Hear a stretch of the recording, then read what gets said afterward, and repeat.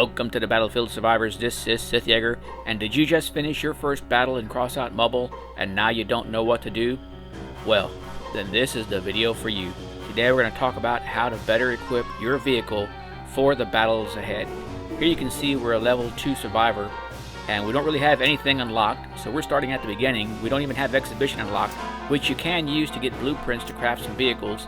I do have a video on that and I'll link it below. Currently we don't have the market unlocked or clans unlocked. So when you go in to build a vehicle, this is all you're going to get. Now you will be able to get more pieces as you progress through the trophy road, but this is it. This is what you have to work with, but there is still plenty you can do to this vehicle to make it a little bit better for those battles. Okay, so the first thing that you want to try to focus on is giving your weapons some cover. Don't leave them exposed right on the top. Make it harder for the other survivors to shoot those weapons out.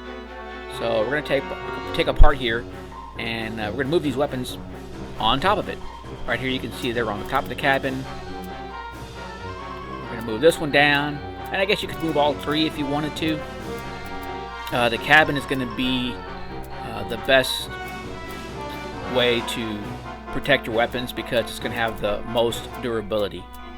But for purposes of this video, we're just going to put this Hornet right in the middle, and we're going to use a fender right here.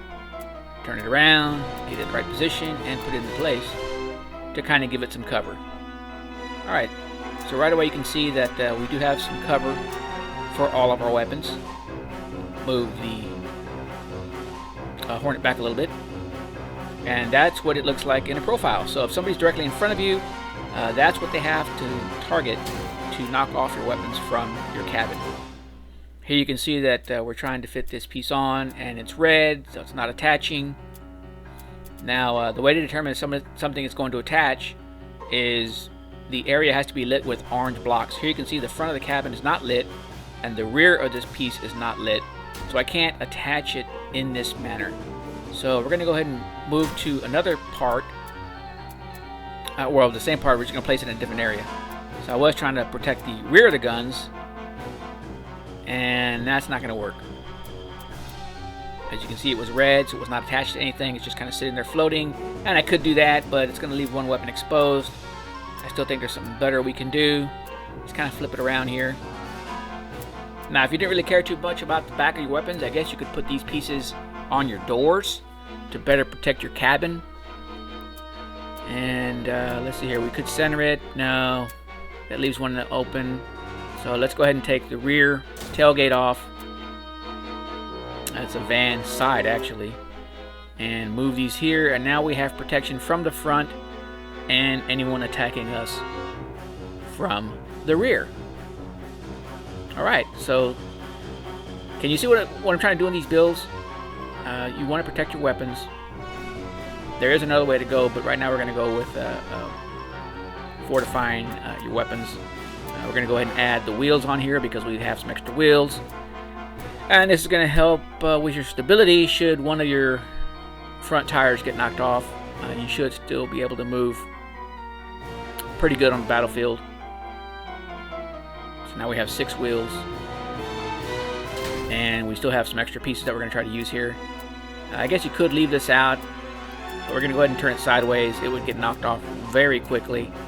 And we're just trying to protect the side of those weapons just a little bit more. It's not going to be much, but it's better than nothing. And we're going to leave that tailgate open right there.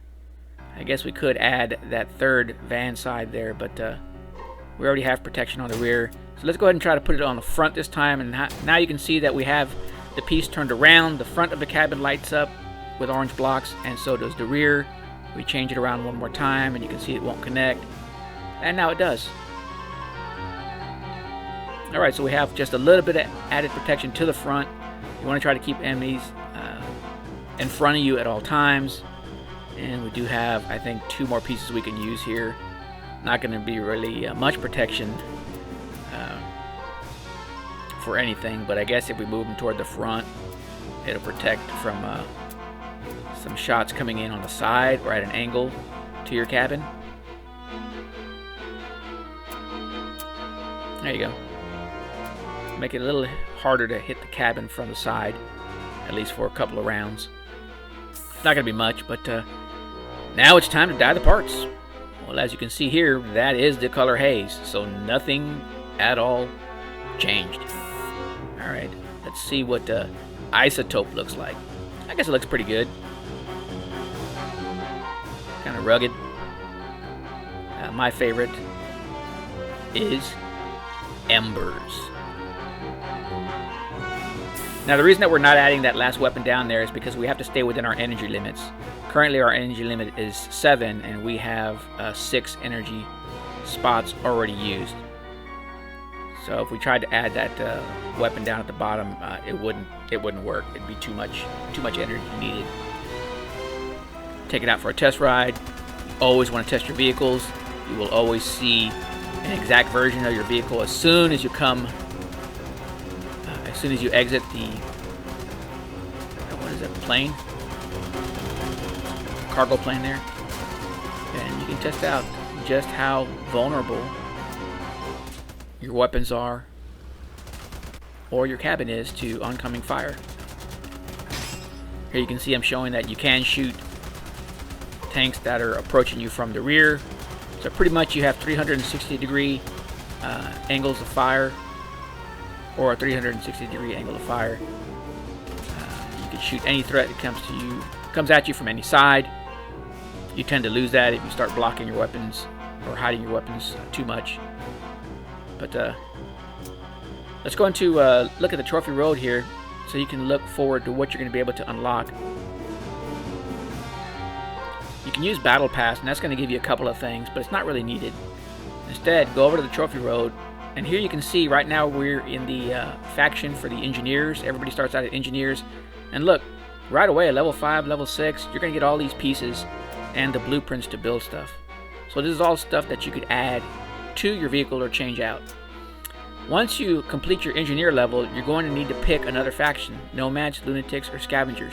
If you're not sure which one you want to go to first, you can kind of scroll through and see what you're going to be able to obtain from completing that faction.